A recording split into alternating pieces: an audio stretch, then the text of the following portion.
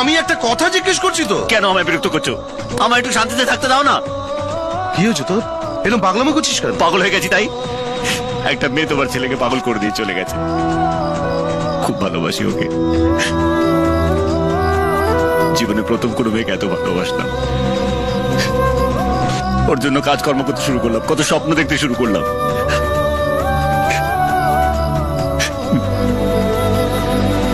ও তোমার ছেলে সব স্বপ্ন ভেঙে চুরমার করে দিয়ে চলে গেছে। ওর বিয়ে ঠিক হয়ে গেছে। এটা শুনে পাগল আমরা থেকে আনন্দে নাচবো।